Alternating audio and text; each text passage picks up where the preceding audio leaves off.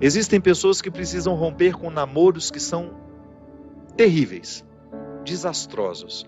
Aquela pessoa só faz mal a você, você sabe disso, mas você tem um vínculo com ela, você tem necessidade afetiva, você não consegue romper aquele namoro.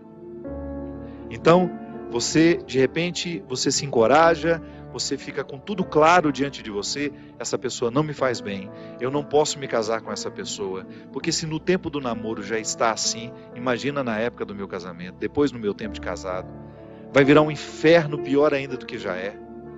Aí você se encoraja, motivado por pessoas que estão ao seu lado, a romper. Aí é terrível no dia que você rompe. O sofrimento é cruel dentro de você. Parece que você nunca mais vai se recuperar, que você só pensa naquela pessoa. Por quê? Porque apesar dela te fazer tão mal, você tem um vínculo doentio com ela, de dependência afetiva. Você sabe que ela te faz mal, mas você não sabe viver sem ela. Aí você começa a dar passos. A primeira semana é horrível.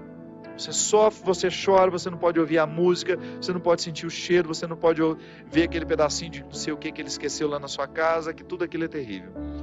Mas de repente você começa a dar passos de libertação. É como se você estivesse andando na direção de uma terra que só vai te fazer bem. E um mês depois aquele sofrimento ficou melhor, 2 meses depois aquele sofrimento melhor, e de repente você não está nem mais lembrando. Claro que ainda existe ali um vínculo silencioso sendo desarmado, porque a dependência afetiva, ela não morre da noite para o dia. A gente precisa, é como se você fosse sufocando uma célula cancerosa com o processo da quimioterapia, sabe? Que você vai retirando a vida da célula cancerosa, que é a célula que nos mata. Aí digamos que 3 meses depois, você encontra de novo com aquela pessoa e você tem aquela famosa recaída. Aí pronto.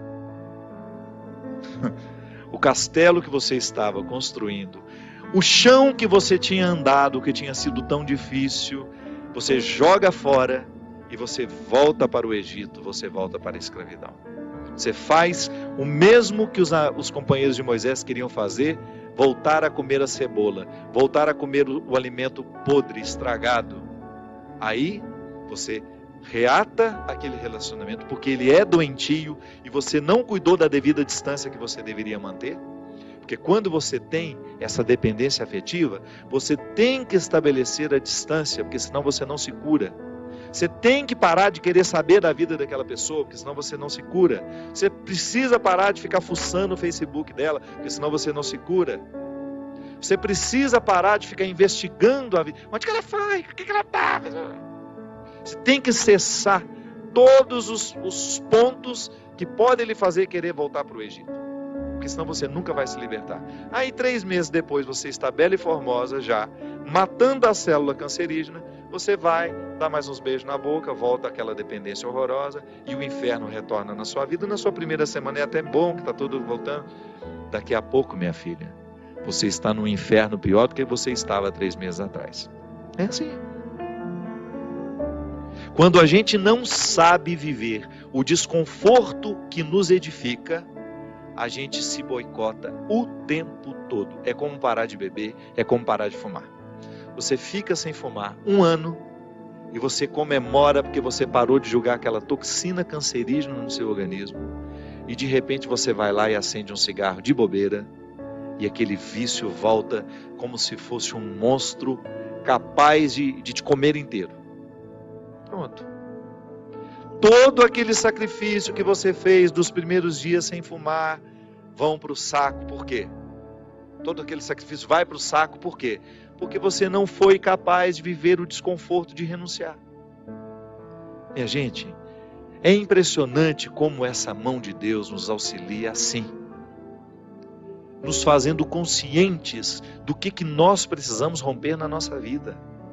São situações que a gente precisa estabelecer limites para elas, porque senão a gente não vai ser curado nunca.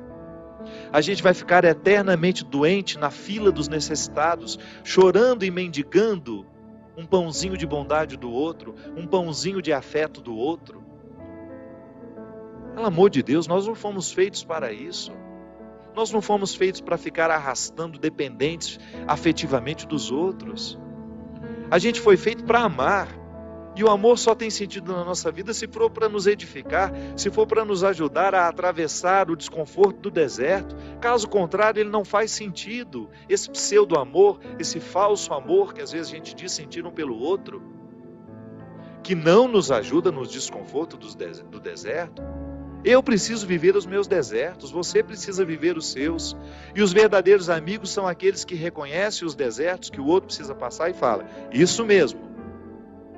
Vamos passar por esse deserto porque você precisa dele. Agora, a Poliana, ela quer aquela vida feliz, ordenada. Lembra daquela personagem? A Poliana, onde tudo era o jogo do contente, né? Para com isso.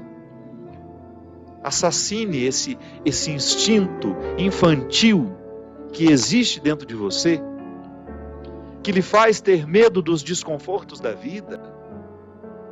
O desconforto da vida, quando bem vivido, ele só nos torna melhores. Tira essa máscara de coitadinha que você gruda na sua cara para os outros terem eternamente pena de você. Você só perde tempo na vida assim. Que bobagem! Deus nos segura na nossa mão é para a gente ter condições de atravessar esse deserto. Não é para ficar recaindo eternamente e voltar a comer as cebolas do Egito, porque a gente teve dó de nós, porque a gente teve dó do outro, não. A caminhada é para frente que se vai. E chega um momento quando Moisés chega diante de Deus e fala: agora você resolve essa situação, porque eu não sei mais o que fazer. Já construíram um bezerro de ouro no meio do caminho, já arrumaram confusão, já estão adorando até outras situações, então nem lembrando que o Senhor existe. Eles só não voltam porque está longe demais, mas retornam de outra maneira, não retornam na geografia, sabe? Eles não voltam geograficamente porque estava longe já do Egito, eles morreriam no meio do caminho, mas não voltavam geograficamente, mas voltavam afetivamente, porque às vezes a gente já ultrapassou o território da nossa escravidão físico. Eu já saí da cadeia, mas a cadeia não saiu de mim. É assim que funciona. Eu já dei os passos na direção da minha liberdade, mas eu não fiz a conquista da minha liberdade. Eu não decretei a conquista da minha liberdade. Então eu fico afetivamente preso ao meu passado, lamentando as cebolas do Egito, lamentando o namoro que terminou, a situação que foi terminada, a amizade que foi traída. Então, quando Moisés está diante do Mar Vermelho e ele fica apavorado, porque agora eles não tinham mais para onde ir, ou atravessavam o mar, ou voltavam para o Egito, e o exército do faraó já estava chegando para capturá-los, o que ele faz? Ele tem uma reunião particular com o Senhor, né? Uma audiência particular de urgência. Liga lá para o secretário de Deus e fala: pelo amor de Deus, você pede para ele me atender hoje, que eu não posso mais ficar sem essa resposta. O exército do faraó está chegando. E aí ele acha que Deus iria dar uma resposta fácil para ele, né? Ia dar uma solução rápida. Não. O que Deus fala? Lembra, Gino? Lembra? Corre, né? Entra nessa água. Olha que frase forte. Diga ao povo que caminhe. Eu não vou fazer por vocês o que só vocês podem fazer. Eu vou dar todas as graças para que o milagre aconteça. Eu vou fortalecer a coragem de vocês, mas se não colocar o pé na água, se não desafiar este mar, ele não se abre. E foi o que o povo fez. Moisés à frente, certamente, cheio de medo também, né? Ai, meu Pai de misericórdia, o que vai acontecer agora? Quando ele começou a entrar, a colocar os pés na água, Deus faz a sua parte. Minha gente, a nós nem importa se isso aconteceu dessa maneira mesmo. A nós interessa é o fato de que Deus faz diariamente isso na nossa vida. Sempre que eu me encorajo a vencer os mares que me desafiam, eu estou exercendo o cuidado de Deus na minha vida. Sempre que eu me encorajo a colocar o pé no mar que me ameaça, eu estou cumprindo a parte da promessa de que Ele estará sempre ao meu lado. Você faz a mesma coisa.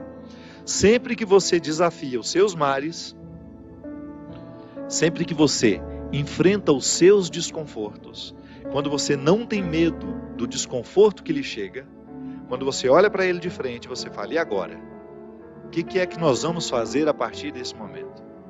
O que você me traz de bom? O que você está me desafiando? Eu vou aqui recrutar as minhas melhores partes, porque só isso me interessa. Se o desconforto me chega, eu preciso atravessar esse deserto para saber, para poder alcançar essa parte da terra prometida que me espera. É assim que funciona. Não há uma fórmula mágica para a vida. Ainda que a gente não acreditasse em Deus, nós teríamos de viver os desconfortos que nos fazem crescer. Ainda quem não crê em Deus precisa enfrentar os desconfortos de sua história, de sua existência. Agora é claro que quando a gente acredita em Deus, quando nós acreditamos de que existe alguém superior a nós, nos capacitando para a gente fazer a travessia, um conforto a mais nos é oferecido. Por isso, baseados na experiência deste conforto que eu já fiz, que você já fez, em muitos momentos, quando essa mão de Deus cuidou de nós, e que a gente dá continuidade ao processo de caminhada, de enfrentamento. É enfrentamento, a palavra é essa. Se a gente não vive os enfrentamentos diários dos nossos desertos, dos nossos conflitos, dos nossos medos, a gente nunca vai chegar ao conhecimento da terra que Ele nos preparou.